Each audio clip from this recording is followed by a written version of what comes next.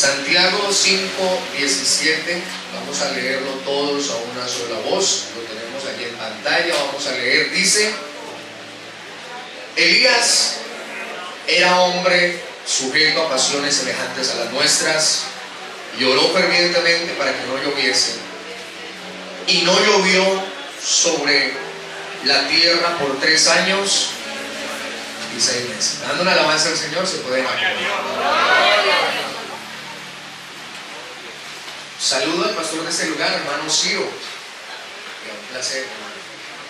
Muchas gracias. A su esposa, a su familia, a toda la iglesia del Señor, bienvenidos. A los amigos, Dios los bendiga.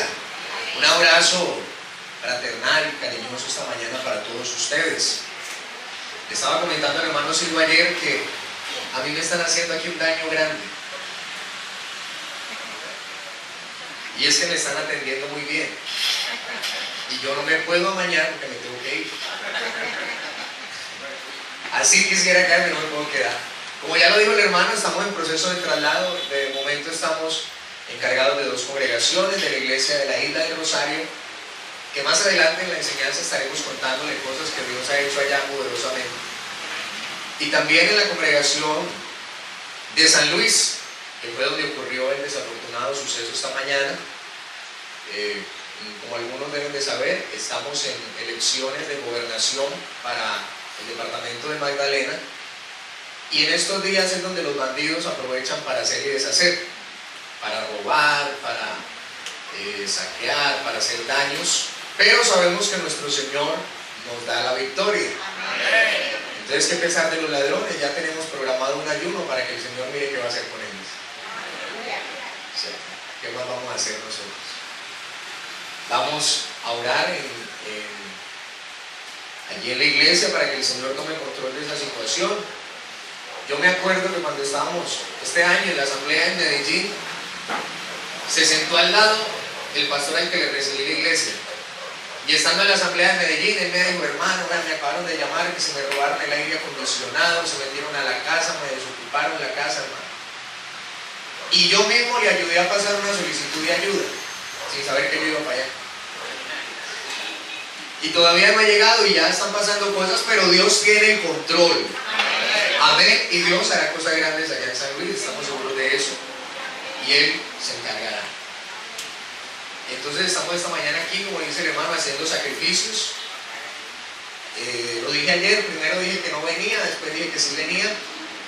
Y aquí estamos, que es lo importante. Tampoco quería venir porque el día de ayer mi hija, mi única hija, mi primera hija, estaba cumpliendo un mes de vida. Y la idea era poder estar con ellas. Pero bueno, tenemos que negarnos a nosotros mismos, tomar la cruz y seguir a Jesús. Y eso se hace predicando, pero también haciendo. Entonces estamos aquí igual gozosos, contentos. Yo quisiera esta mañana, antes de empezar a predicar, que el hermano me regalara ya un do mayor. Quiero cantar una canción. Primero lo voy a hacer en italiano, que fue el idioma en el que hablé al principio. Entonces cuando yo saludo así, la gente se queda mirando y dice: pero este hermano, ¿qué es lo que está diciendo? ¿Qué es lo que está hablando? Y los del sonido empiezan a mover allá. Y dicen: hermano, no se entiende lo que dice. Claro, no se entiende porque no estoy hablando en español. Quiero cantar esta canción en el nombre poderoso de Jesús. Y cuando la cante en español, usted canta conmigo, ¿está bien? Vamos a cantar.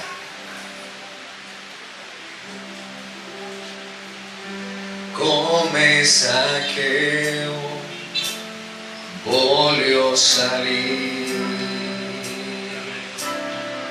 più in alto che io posso, solo per vederti e guardare te e attirare il suo sguardo su di me. Ho bisogno di te, Signore. Ho bisogno di te, oh Padre. Troppo piccolo sono da la tua pace, lascio tutto per seguire te.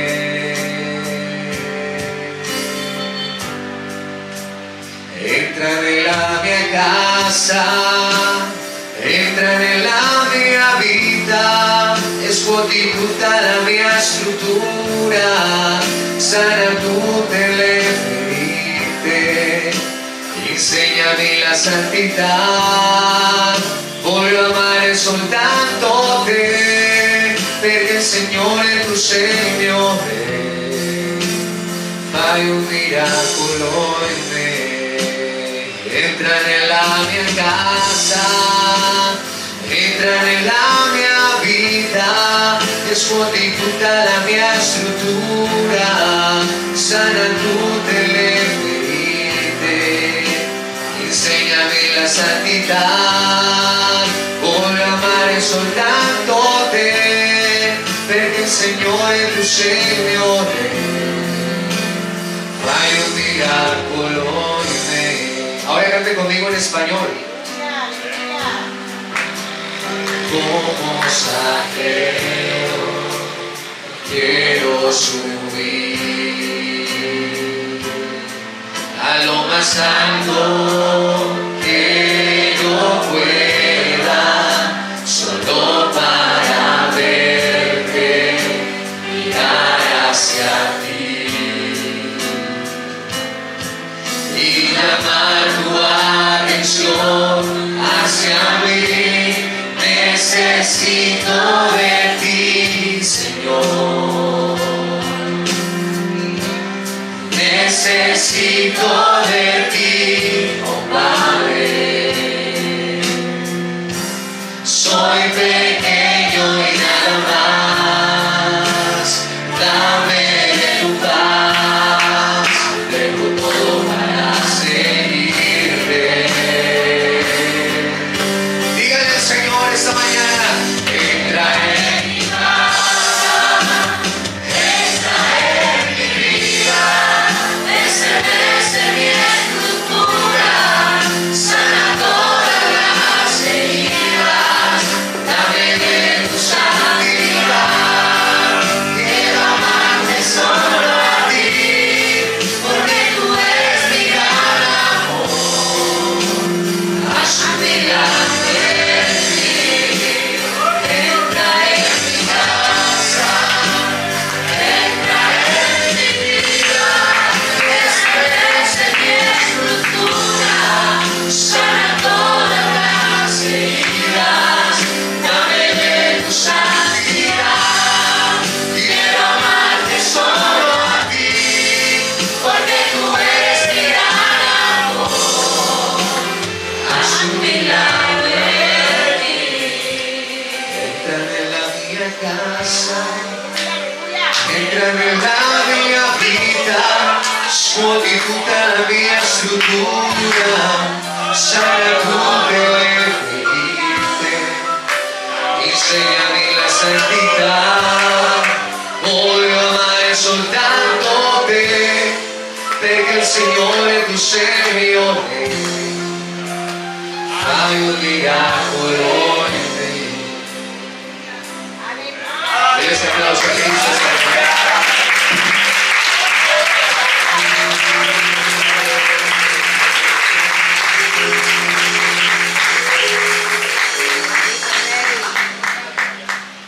Quiero predicar la palabra del Señor esta mañana bajo el título: sin sufrimiento no hay milagro. Amén. ¿Cómo es? Sin sufrimiento no hay milagro. Quiero que revisemos ese versículo que leímos al iniciar, Santiago 5:17, donde el Señor nos dice que Elías era hombre sujeto a pasiones semejantes a las nuestras. Lloró fervientemente para que no lloviese, y no llovió sobre la tierra por 3 años y 6 meses. Y quiero hacer hincapié en la palabra pasiones. Según el diccionario de la Real Academia de la Lengua Española, la palabra pasión, en su primera definición, dice que es un sentimiento fuerte hacia algo o hacia alguien. Un sentimiento fuerte que provoca esas emociones que nosotros podemos llegar a sentir, a tener. Un ejemplo de ello, por ejemplo, está lo que genera el fútbol en la gente. ¿Qué es lo que hace que la gente esté 90 minutos frente a una pantalla pendiente de lo que pasa con el balón, ¿cierto?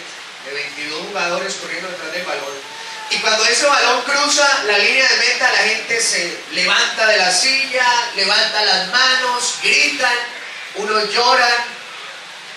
Si les hacen el gol en contra, algunos hasta maldicen. Y todo eso es pasión, ese sentimiento fuerte que le hace a la gente poder ir a un estadio, poder ondear una bandera, poder expresar de una u otra manera esa pasión por lo que ellos aman o por lo que ellos les mueve en el corazón hacer. Asimismo, nosotros en la iglesia sentimos pasión por algunas cosas. Hay jóvenes que, incluso yo me incluyo allí, sentimos pasión por la música. Sentimos pasión por tocar un instrumento y servirle al Señor, por cantar. De pronto otros no son muy buenos en la música, pero entonces son apasionados por evangelizar. Yo noto que el pastor, el hermano Ciro, es un apasionado por el evangelismo, por ganar almas para el Señor. Y él lo expresa a su manera. Hay otros que de pronto serán apasionados por otras cosas en la iglesia. Y eso es saludable y es muy bueno. Y vemos un Elías en la escritura, en el transcurso del primer libro de Reyes, a partir del capítulo 17, un Elías apasionado. Un Elías que se mueve en la dimensión del Espíritu de Dios. En el primer libro de Reyes, capítulo 17, vemos cómo Elías oró para que no lloviera y no llovió sobre la tierra por 3 años y 6 meses. En el versículo 2 de ese capítulo vemos cómo Dios lo alimentó a través de cuervos, que fue el segundo milagro que Dios hizo a través de la vida de Elías. El tercer milagro que Dios hizo a través de Elías, primer libro de Reyes 17, 18 al 16, multiplicó el alimento a una viuda que estaba preparando para morirse, que estaba preparando para terminar de existir. El cuarto milagro que Dios hizo a través de Elías fue resucitar al hijo de esa viuda. El primero de Reyes, capítulo 17, verso 17. Y el quinto milagro fue cuando hizo descender fuego del cielo en el primero de Reyes, capítulo 18, verso 20 al 40. El sexto milagro que Dios hizo a través de Elías fue cuando él volvió a orar para que lloviera, y llovió en el versículo 41 del capítulo 18. Y finalmente volvió a hacer descender fuego del cielo sobre unos soldados que vinieron a enfrentarlo en el segundo libro de Reyes, capítulo 1, del 10 al 15. 7 milagros, 7 prodigios, que nos muestran que Elías estaba enseñado y acostumbrado a vivir en esa dimensión poderosa y sobrenatural de Dios. Y nosotros en la iglesia hemos visto cosas maravillosas de parte de Dios. ¿Es así o no es así? Hasta veces Dios no ha hecho milagros en nuestra vida. Todos y cada uno de ustedes, yo estoy seguro que somos milagros de Dios. No estamos aquí por estar, no estamos aquí por casualidad, no estamos aquí por error, no estamos aquí por causas externas a Dios, sino que estamos aquí porque Dios a nosotros nos ha llenado de pasión por sus cosas. A esta hora, muchos incluso todavía están durmiendo, 9 de la mañana. Otros apenas se están levantando, aprovechando el día de descanso. Pero una persona verdaderamente apasionada viene a la iglesia y sabe a lo que viene. Amén. Es decir, que nosotros podemos de pronto equipararnos con Elías, que nosotros vivimos en esa dimensión del Espíritu Santo, donde hemos visto grandes milagros de Dios, donde hemos visto grandes maravillas del Señor. Pero hay algo importante que esta mañana yo quiero explicarle por la palabra. Y es que aunque en la carta de Santiago, capítulo 5, versículo 17, dice que Elías era hombre sujeto a pasiones semejantes a las nuestras. Esa palabra pasiones no está hablando de ese tipo de pasión del que le acabo de hablar, aunque Elías era el profeta de la pasión por Dios. Si usted lee ese versículo en otras versiones, se da cuenta que la palabra pasiones está enfocada en la segunda definición de pasión. La segunda definición de pasión es acción de padecer, acción de sufrir. Vea usted esa película que presentan en Semana Santa donde la gente llora con esa película. ¿Cómo se llama? Se llama La Pasión de Cristo. Precisamente es la pasión porque es la acción de padecer, es la acción de sufrir, es la acción de pasar por un momento difícil. Y cuando usted lee en otras versiones, la palabra del Señor dice: Elías era hombre sujeto a debilidades, sujeto a sufrimientos semejantes a los nuestros. Y es en el sufrimiento y en la debilidad donde dice la palabra que el poder de Dios se perfecciona. Porque Él no obra en la fortaleza del ser humano. Él no obra en la capacidad de nosotros. Él no obra de pronto en el alcance que usted pueda tener, en la habilidad o de pronto en el don natural que usted tenga. Él ahí no se mueve. Él se mueve donde hay necesidad. Él se mueve donde hay calamidad. Él se mueve donde hay crisis, donde hay sufrimiento, donde hay padecimiento. Ahí se mueve la mano poderosa de Dios en favor de sus hijos, en favor de su iglesia, en favor de su pueblo. Ahí es donde está Él. Si este aplauso es para el Señor, déjelo bien, porque es para Él.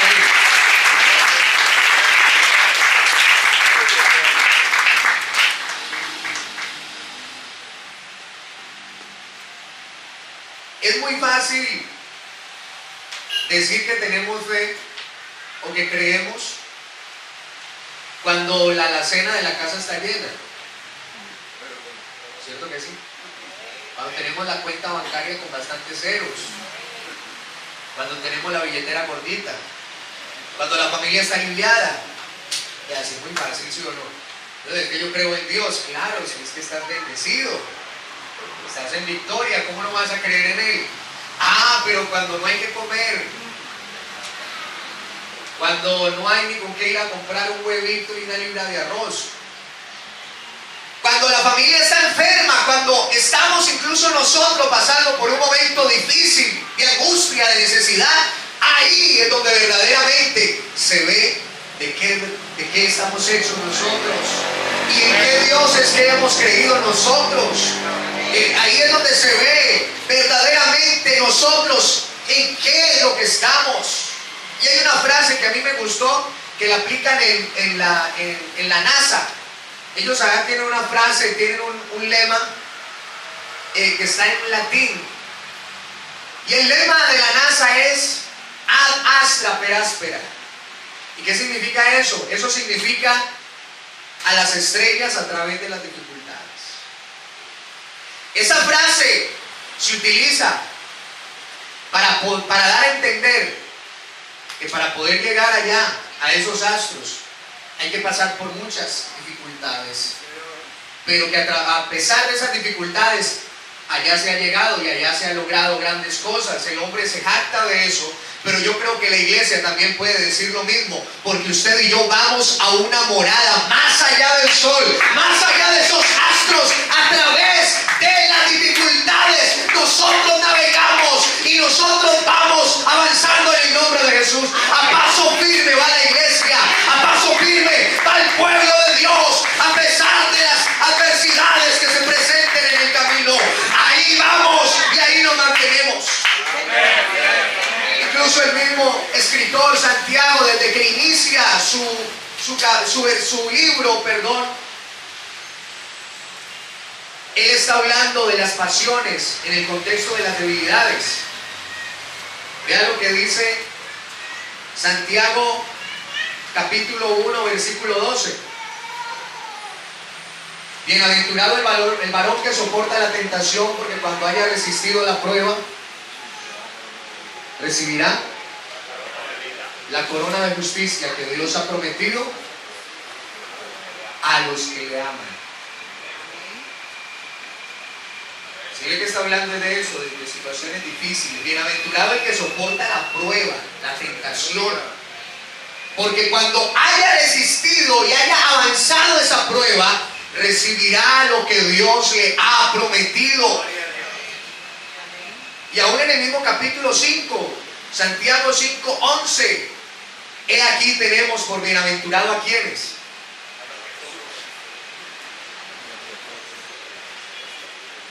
A los que sufren. Quiere decir que si usted esta mañana llegó aquí a la iglesia con un problema y una dificultad, usted es bienaventurado. Porque usted es la materia prima que Dios necesita para hacer un milagro. Usted es el terreno perfecto para que Dios se mueva. Usted es el lugar indicado para que la mano de Dios obre poderosamente. Así es que si usted tiene problema y dificultad, dése por bien servido. No reniegue de su situación. No se queje. Porque acaso no habéis oído de la paciencia de Job y habéis visto el fin que el Señor le dio a él.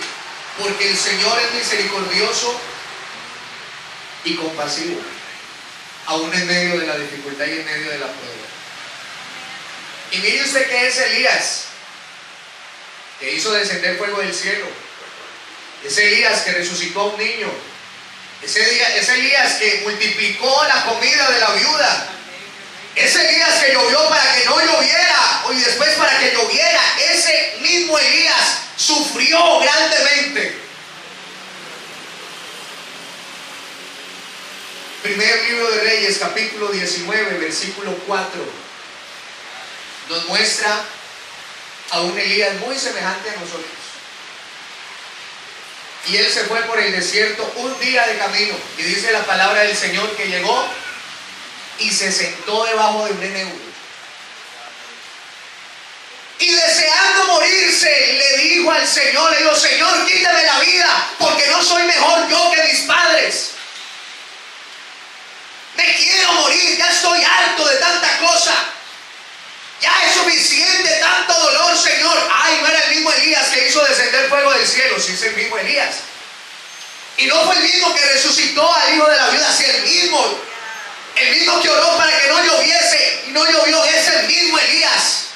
Hermano, muchas veces nosotros andamos en momentos de bendición y en momentos de abundancia espiritual y material, pero muchas veces vamos a tener que ir al desierto y nos vamos a tener que sentar debajo del enebro y vamos a tener que clamar al Señor.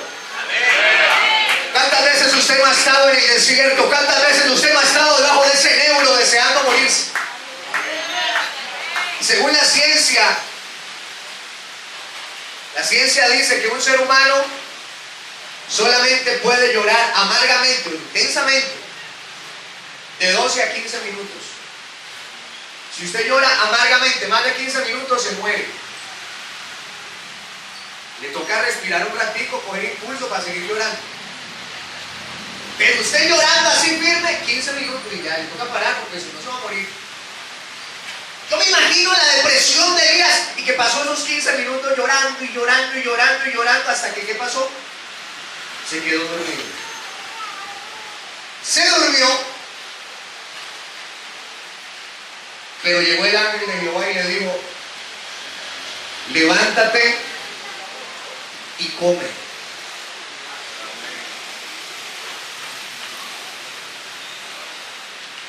No le digo más, levántate. Como y eso es lo que el Señor quiere decirte a ti esta mañana. Levántate y come. No solamente comas, levántate primero. Usted sabe que hay muchos hermanos y muchos amigos que les gusta solo comer. Y vienen cada 8 días a ver qué dice el pastor, a ver qué dice el predicador invitado.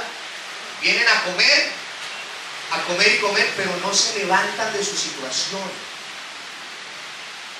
No se levantan, y eso hizo Elías. Versículo 6. Entonces él miró lo que le había traído el ángel, y he aquí a su cabecera estaba la torta cocida y la vasija de agua. Y dice que se levantó, no se levantó. Acostado se comió lo que le trajo el ángel. Y así hay muchos en la iglesia. No se quieren levantar, pero quieren comer y comer de balde. Pero la instrucción del ángel fue claro: levántate primero y después come. Esa es la instrucción esta mañana. Levántate de donde estás. Estás sufriendo, sí, yo sé que estás sufriendo, pero por fe, levántate, que cuando tú te levantas, Dios hace cosas grandes. Cuando hay un ser humano que le crea su palabra, que a pesar de estar en el desierto y debajo del enebro, tú te levantas, el Señor ve ese acto de valentía y te bendice grandemente. Le tocó regresar al ángel. Vea versículo 7, volvió por segunda vez y lo tocó. Oiga, Elías, ¿por qué no escuchó? ¿No entendió? ¿Qué pasó, hermano? Yo voy a hablar clarito. Levántate y come. La instrucción seguía siendo la misma: primero levántese y después coma. Pero esta segunda vez le da la razón por la cual tenía que levantarse y comer: porque el largo camino te resta. Los amigos esta mañana tendrán que levantarse de su condición, y algún hermano también tendrá que levantarse de su condición, hermano, porque el largo camino nos resta. Así usted se muera hoy o se muera mañana, a usted le queda un camino largo por delante, porque nos vamos para la eternidad. Por eso nos vamos a levantar en el nombre poderoso de Jesús y vamos a comer.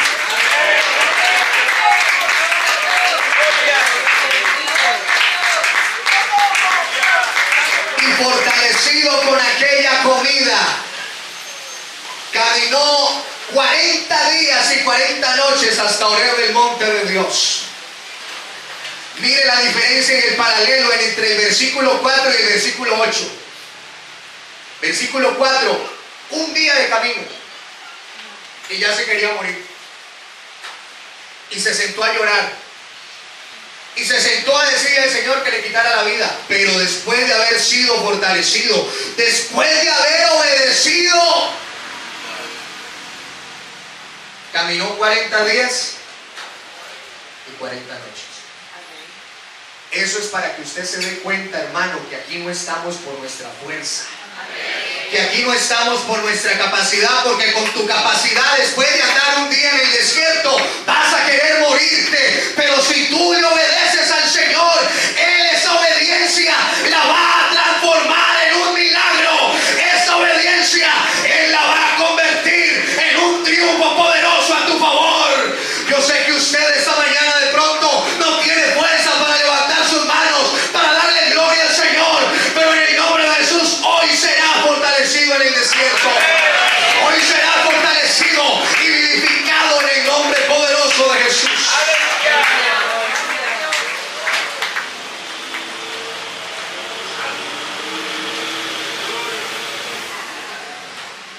Alabanzas al nombre de Cristo. Usted y yo hemos pasado por dificultades complejas, difíciles. Pero yo le aseguro que usted y yo no hemos llegado ni a la mitad de lo que sufrieron los primeros cristianos por causa del Evangelio. Así brevemente le voy a contar cómo murieron cada uno de los discípulos, según la historia, porque la Biblia solamente dice cómo murió uno. Capítulo 12 de Hechos, que murió Jacobo. Por orden del rey lo mataron. Es el único que nos habla la Biblia, pero la historia nos cuenta qué pasó con los otros. Hay diferentes versiones, pero todos murieron vilmente. Simón Pedro fue crucificado boca abajo en Roma.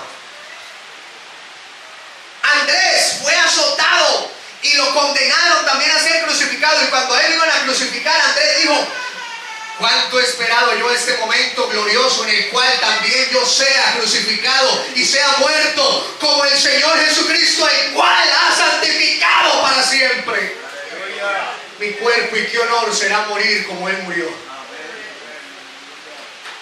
Lo crucificaron en una cruz en forma de X.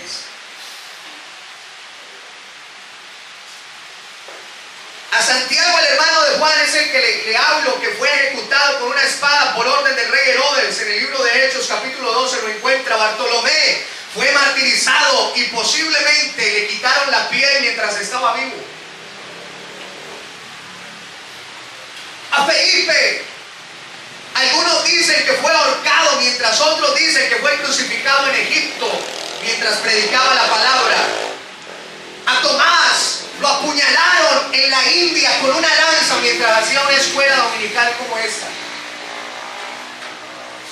A Mateo lo apedrearon y luego lo decapitaron en Etiopía, África. Hay otro Jacobo. Algunas teorías dicen que lo crucificaron en Egipto, que lo golpearon, lo apedrearon y le dieron con un garrote en la cabeza. A Judas, no Iscariote, sino el otro Judas, lo atravesaron con unas flechas en Armenia.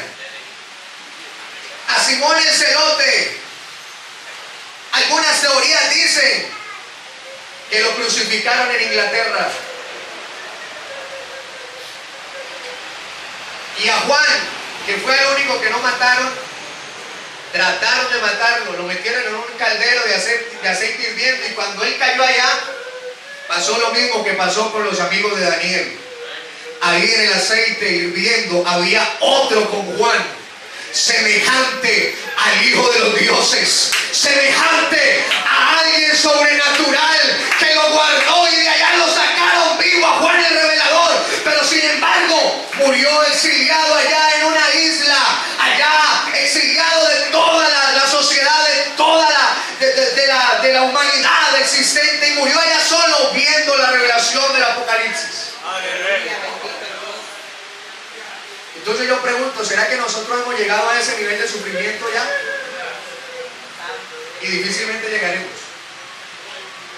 Claro que nos tiran piedra a veces, que nos insultan, en Jesús solo, aleluya. Nos dicen de tantas cosas, hermano, nos roban los cables de la iglesia, digo, me robaron a mí allá en San Luis esta mañana. Pero yo sé que yo tengo un Dios. Y como respondían todos esos cristianos que fueron ejecutados en el circo romano, que los agarraban y les decían: niega a Jesús o te mueres, ellos decían: no voy a negar al Señor, porque con mis ojos he de ver al autor de toda salvación. Yo sé que mi Redentor vive, como dijo Job, y aunque sea deshecha esta mi carne, con mis ojos he de ver al Rey de la Gloria. Alguien que aplauda a Cristo esta mañana. Aquí está el Espíritu Santo del Señor Jesucristo.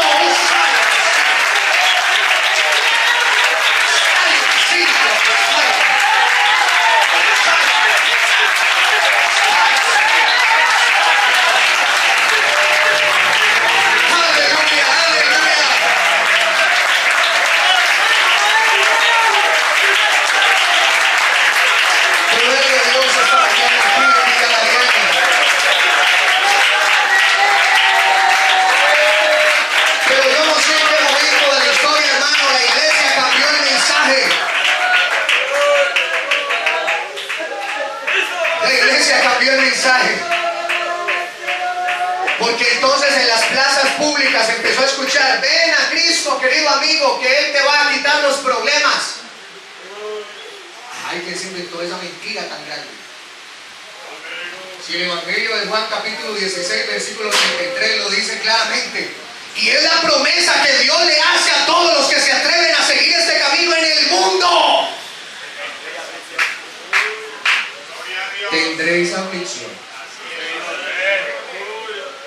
Pero la iglesia, la gente se acostumbró a un evangelio de pura bendición, de de pura gracia, de pura victoria, de pura gloria. Ajá, pero de lo que el Señor prometió fue aflicción. ¿Usted no cree que si el Señor le promete a los discípulos bendición, al primer azote ellos dicen, no, que va, yo me abro de aquí, yo no voy a morir por esto? O sea, a mí lo que me prometieron fue bendición y acá me están esperando, me están ultrajando, me están maltratando. Hermano, y hay muchos amigos y hermanos que no quieren venir a la iglesia por el primer inconveniente que tienen. Así es. Si lo que te estamos prometiendo aquí es aflicción, ahí dice Juan 16:33, en el mundo tendréis aflicción, pero gracias a Dios ahí no se termina el versículo, coma, pero confiad. Yo he vencido al mundo. La diferencia de estar en el evangelio y no estar en el evangelio es que cuando yo no estoy en el evangelio, yo me tengo que enfrentar a la tempestad solito. Enfréntese solo, como Elías se enfrentó a ese primer día del desierto, solito. Pero cuando yo acepto a Jesús en mi corazón, yo ya no voy solo. Ahora Él va conmigo. Y aunque estamos en la iglesia y seguimos en medio de la crisis, en medio de este mundo, en medio de esa tormenta, Él nos ha abrazado con su gracia y vamos como metidos en una burbuja que alcanzamos a ver el problema y la angustia, pero dentro de nosotros está esa paz que sobrepasa todo entendimiento. La gente no entiende cómo el evangélico sufre, cómo el evangélico está en problema, está en necesidad, está enfermo, pero de todas maneras se vino para la escuela dominical a alabar al Señor, a darle gloria al Rey de Reyes. La gente no entiende la paz que sobrepasa todo entendimiento, pero esa es la que el Señor nos da para estar firmes en la roca. Y el Señor le dijo, no te pido que lo saques del mundo. Fue así que el Señor oró por los discípulos, ¿eh? No lo saques del mundo, sino que te pido que los guardes, que los cerques, que los protejas, que los ayudes. Y Él lo promete en Mateo 28:20, enseñándoles que guarden todas las cosas que os he mandado, y he aquí yo estoy con vosotros. Y me fascina esa palabra que viene a continuación. Todos los días, no solamente los días de victoria. Cada palabra que usted lea en la Biblia tiene total sentido, hermano. Estoy contigo todos los días. Y hay algo maravilloso en la palabra, y es que usted encuentra la expresión no temas 365 veces.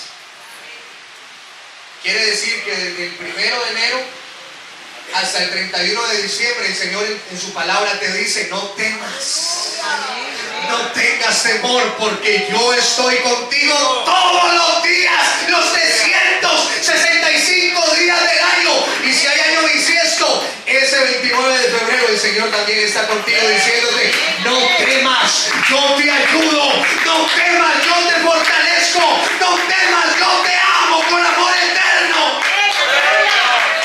Aleluya, aplaude al Señor que te ha amado.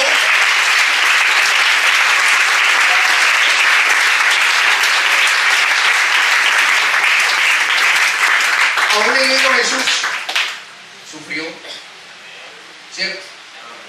Y sin ese sufrimiento no había sido posible el milagro más grande que ha ocurrido en la historia de la humanidad. Sin sufrimiento no hay milagro. Sin sufrimiento no hay ese fruto apacible de justicia. Sin sufrimiento no hay ese fruto milagroso que el Señor ha hecho en nosotros. Esta iglesia se ha fundado bajo ese concepto. Vea usted la experiencia del misionero, el hermano Axel Werner Larsen. Él llegó a Colombia y le tocó sufrir. Y le tocó padecer en una nación que no era la suya. Se negó a sí mismo, tomó la cruz del Señor y se vino para aquí a predicarnos a nosotros. Amén. Un país del tercer mundo, hermano. Ni el Señor Jesús, ni el misionero, ni ninguno de los predicadores teníamos ningún compromiso con la gente, pero aún así nos hemos negado a nosotros y hemos ido a predicar el Evangelio. Y al hermano se le murió la esposa y dijo: no me voy, antes mande refuerzos.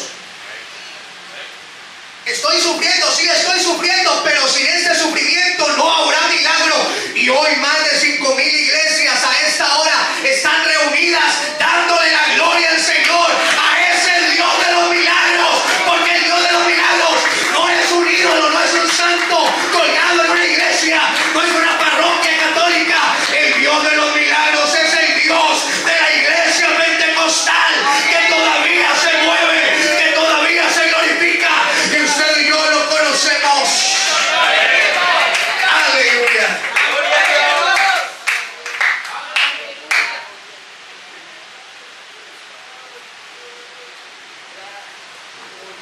Le voy a pedir al hermano que por favor me colabore allí con la presentación. Y quiero compartir con ustedes ya para ir terminando este mensaje lo que Dios ha hecho en la iglesia de la Isla del Rosario. Vamos a ver en la siguiente, si usted ve, ahí está ubicada la Isla del Rosario entre Santa Marta y Barranquilla, más adelante de Ciénaga. Vamos a darle más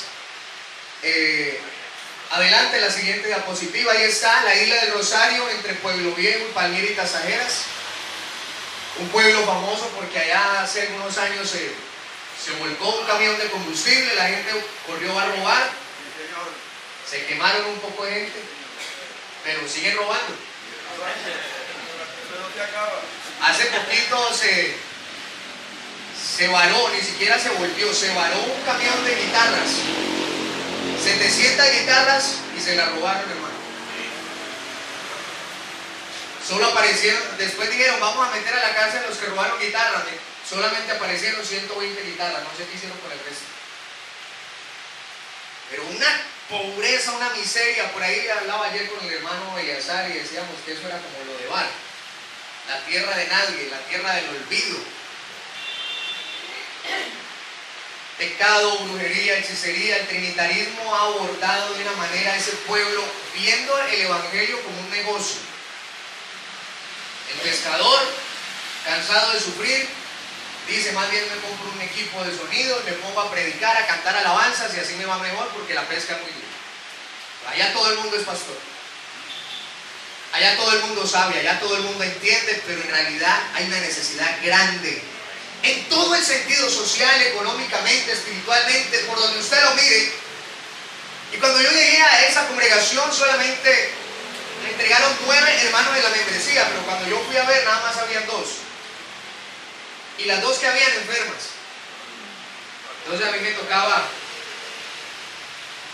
hablando en términos futbolísticos, me tocaba patear el tiro de esquina, cabecearlo, atajarlo y gritar el gol.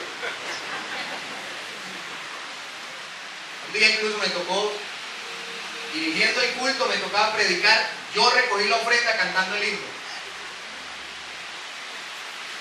Difícil la situación, complicado teniendo en cuenta que hay 50 iglesias trinitarias ahora mismo, de 200, 300 personas. No se pueden hacer campañas evangelísticas, porque usted hace una campaña evangelística, la semana siguiente están ahí otras denominaciones diciendo que van a contrarrestar el espíritu de error. Tenemos fama de hechiceros, de brujos allá, de sucesoros, esos mentirosos, esos embusteros, esos estafadores. Así los tienen allá. Usted aquí tiene una bendición grande, hermano, y aquí la iglesia del Señor tiene una buena posición, pero allá en la isla no es tan fácil.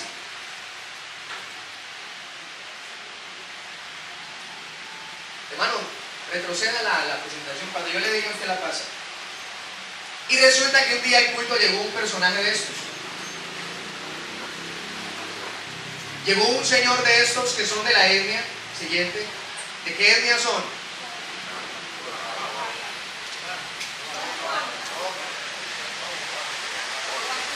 Esos son cogis. Cogis. Porque los arhuacos tienen el sombrero. Esos son cogis. Llegó a culto, y como yo no soy de esta parte del país, no soy de esta región, cuando yo vi a ese muchacho, porque era un muchacho joven, con el pelo así casi hasta la cintura, así con ese vestido blanco, y llevaba su mochila y su poporo, y ahí, cuando yo lo vi, a mí me llamó mucho la atención y yo enseguida fui y lo saludé. Lo que yo no sabía es que esa cultura, dentro de las culturas que están en la Sierra Nevada, es una de las más cerradas. Los arhuacos son muy civilizados, usted habla con un arhuaco y se le entiende el español, y ellos son muy aseados, muy organizados, hay gente que incluso tiene muchas propiedades, pero los cobis son muy aparte de la cultura, no les gusta comunicarse con el mundo. Entonces no aprenden a hablar español, los que hablan español lo hablan muy mal, no les gusta asearse, no les gusta arreglarse. Cuando yo llegué, lo primero que sentí fue un olor un poco fuerte. Lo saludé y empezó él a hablarme ahí una cantidad de cosas y yo no le entendí nada. Lo único que entendí era que se llamaba Carlos. Nada más, y yo no sé si él a mí me entendió, porque también mi acento es diferente, mi forma de hablar es diferente, no sé si él me entendería, pero bueno, así quedamos. Y él no volvió a la iglesia, pero a mí me quedó eso en la cabeza, que ese joven había llegado a la iglesia y había estado ahí. Días después hicimos un culto especial, la iglesia estaba llena, hermanos de todos lugares, y cuando terminó el culto yo estaba saludando a todos. Cuando llegué a saludar a un joven que estaba ahí, y le pregunté, hermano, ¿y usted de qué congregación viene? Y él me quedó mirando. Y me dijo, pastor, yo ser Carlos. Yo lo vi de arriba abajo. Yo ser Carlos, me dice este muchacho. Cuando lo miré, zapatillitas así bien limpiecitas, pantalón clásico, camisa nueva y bien motilado así, oliendo rico. Y yo me quedé asombrado de que ese fuera el mismo Carlos que yo había conocido al principio. Resulta que le bastó solamente un culto a ese muchacho, una sola vez venir a la iglesia, para que Dios lo transformara por completo. Cuando yo lo vi, yo dije, este muchacho, es que yo no me lo puedo creer. Y digo, sí, pastor, yo ser Carlos, pastor. ¿Y a usted quién le dijo que se cambiara el atuendo? ¿Quién le dijo que se bañara, que se motilara? ¿A usted quién le dijo? No, pastor, a mí no decirme nada a nadie, yo haber entendido el evangelio.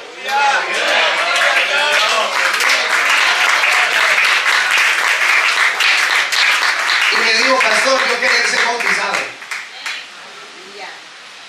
Yo enseguida me emocioné. ¿Qué pastor no se emociona con eso?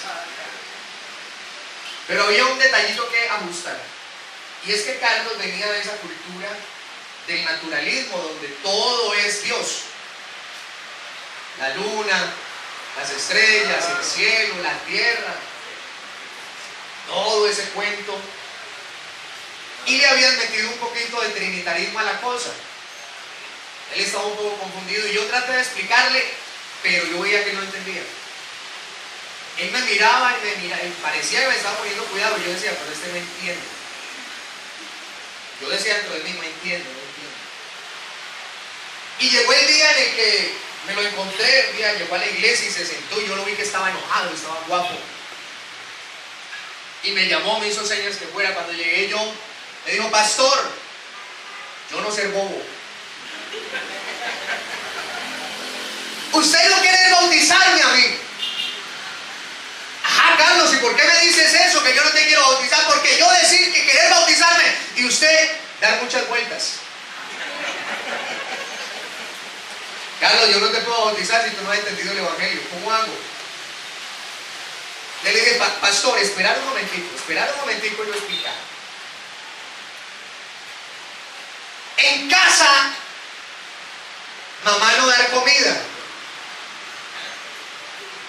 y papá dejar durmiendo en calle y pegar por Carlos ser evangélico. Pastor, pero no importa. Mamá no dar comida, papá pegar y dejar durmiendo en calle, no hay problema, pero yo amo a Jesús, dice Carlos. Cuando yo escuché eso, yo dije, este ya entendió, este ya sabe por dónde se le entra el alma al corazón. Y eso me hizo a mí entender que sin sufrimiento no hay milagro. Usted ahorita va a ir a su casa y allá va a haber almuerzo. Usted no lo van a dejar sin comida por haber venido a la escuela dominical. Usted no lo van a estar esperando para pegarle en la casa. O usted no lo van a dejar afuera durmiendo hoy en la noche. Entonces, ¿qué pasa? Que nosotros no nos hemos entregado por completo al Señor. Sin sufrimiento no hay milagro. Después llegó una pareja. Bueno, ¿qué pasó con Carlos? Termino de contarle qué pasó con Carlos. Bueno, Carlos fue bautizado en el nombre de Jesús para perdonar sus pecados. Y más grande aún, el Dios que nosotros tenemos. Ahora no solamente Carlos va a la iglesia, sino que ahora también van los hermanos de Carlos. Y la mamá que no daba comida, ahora va a la iglesia. Y el papá que pegaba está recibiendo la palabra del Señor. Y Dios sigue avanzando y sigue convenciendo y sigue dando fruto. Ese sufrimiento de aquellos que creyeron en la palabra. Después llegó una pareja recién entregada también y me dijeron: pastor, queremos arreglar nuestra vida, queremos casarnos, queremos ubicarnos un poco. Claro, vamos a hacer la vuelta, vamos a hacer la gestión. Pastor, pero esos peros son complicados, eso lo pone a uno a pensar un poco. Cuando uno le dice: pastor, vamos a hacer esto, pero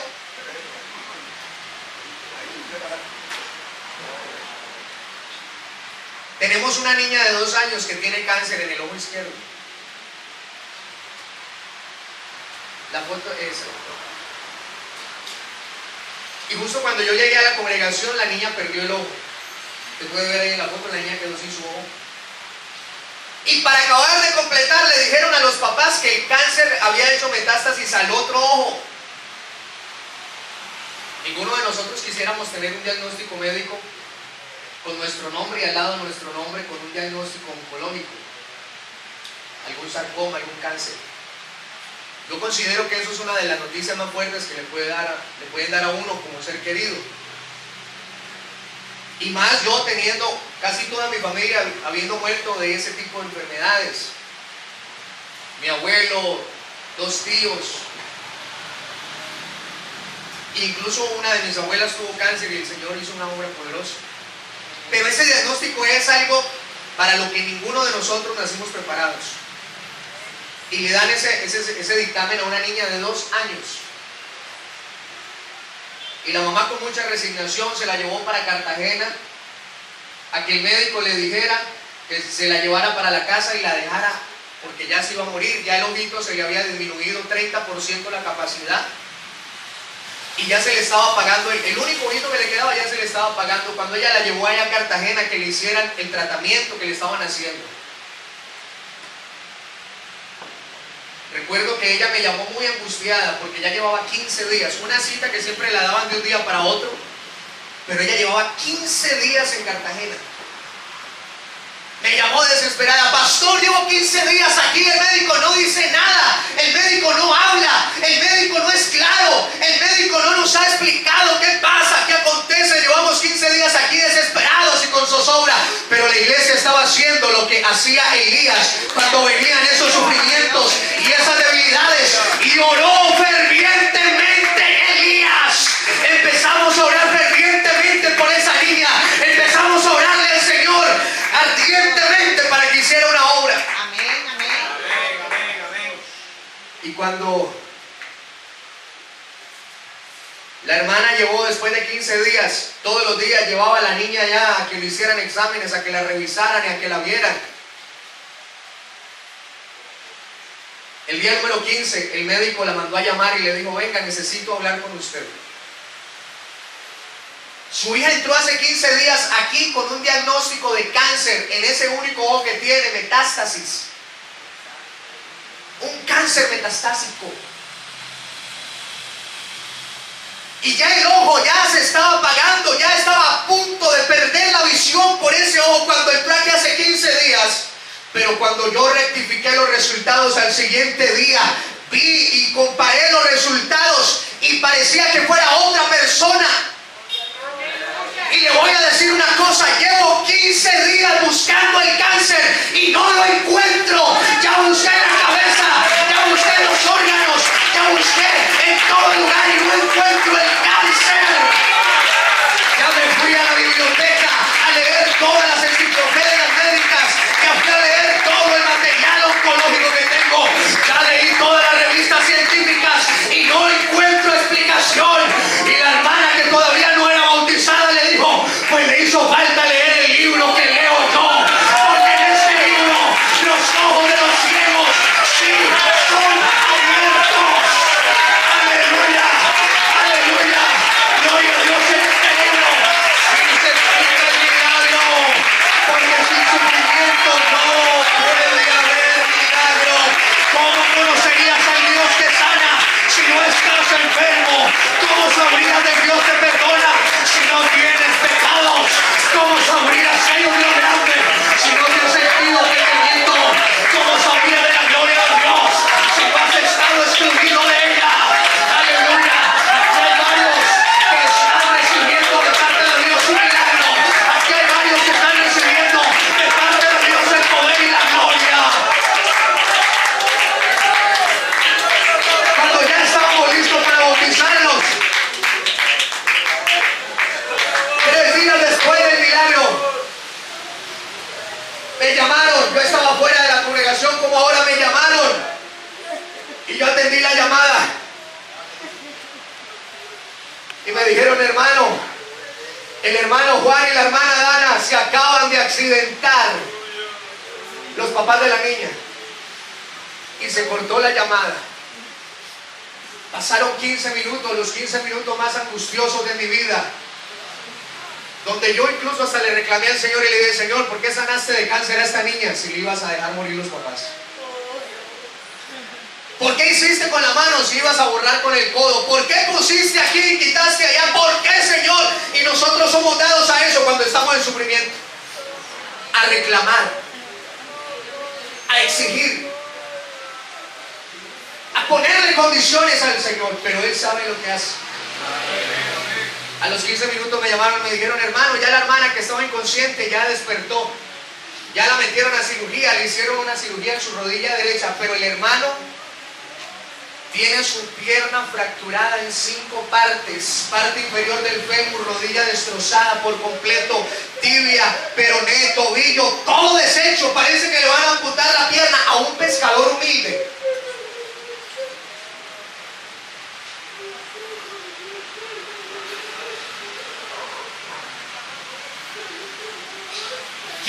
Días pasaron para que me dejaran entrar a la UCI, unidad de cuidados intensivos, a ver al hermano. Lo único que hicieron fue vendarle la pierna herida, no le hicieron más nada. Cuando yo entré a la unidad de cuidados intensivos, yo iba a infundirle palabras de aliento a ese hermano. Estaba ya delgadito, amarillo, allá casi seco, con la pierna así levantada allá en esa unidad de cuidados intensivos, donde habían personas ahí muriéndose. Ya se habían muerto varios de lo que hacía que estaba él ahí 15 días en esa unidad de cuidados intensivos. Cuando llegué yo a infundirle aliento al hermano, lo primero que me dijo él y el saludo que él tuvo hacia mí fue, hermano, cuando me levante de aquí me voy a hacer bautizar en el nombre de Jesús, porque el diablo ya me hizo zancadilla, pero no pudo. Ya van 2 veces que me trata de hacer caer, pero yo he entendido, hermano, que sin sufrimiento no hay milagro. Yo iba a fortalecerlo a él, pero yo salí de esa sala fortalecido por lo que él me decía, porque a pesar de que estaba sumergido en el problema, sumergido en la necesidad, él estaba convencido de que había un Dios que lo iba a levantar de esa cama. Y le dijeron, en 5 años caminas. En 5 años, si te va bien, en 5 años vas a caminar.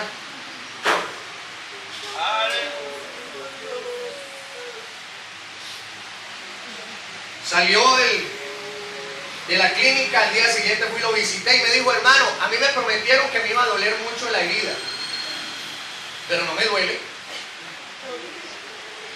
Estoy esperando que me duela, no me duele.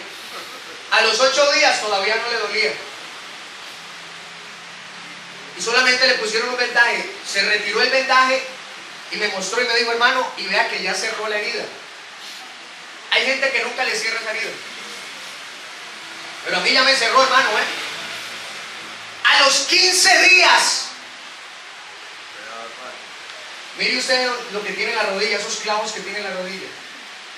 Quedó sin rodilla. A los 15 días me dijo, pastor, vea, y empezó a mover la rodilla. ¿Cómo mueve a alguien una rodilla que no tiene? Ah, porque Dios es grande y poderoso. Bueno, 3 meses después estábamos a punto de iniciar el culto, la escuela dominical. Cuando yo estaba terminando de organizar unas cosas ahí en el altar, cuando yo miré allá a la puerta de la iglesia, allá al final, el pasillo, venía el hermano bajándose del motocarro en el que lo habían llevado al culto, y se bajó del motocarro y yo estaba esperando la silla de ruedas, estaba esperando la muleta, pero veo que él se para erguido sobre sus 2 piernas y empieza a caminar y a entrar a la iglesia sin necesidad de muletas, sin necesidad de silla de ruedas, sin necesidad de asistencia, porque el Dios de esta iglesia le había dado la oportunidad de volver a caminar, había salvado esa pierna, porque sin sufrimiento no puede haber milagro. Y ellos fueron bautizados en el nombre de Jesús, se casaron primero y descendieron después a las aguas bautismales en el nombre poderoso de Jesús.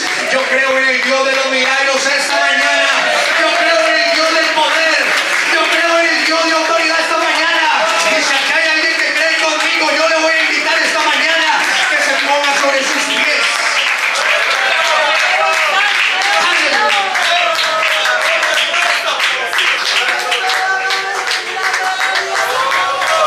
Escuchen esto, y primero voy a invitar a un amigo que quiera comprobar que sin sufrimiento no hay milagro.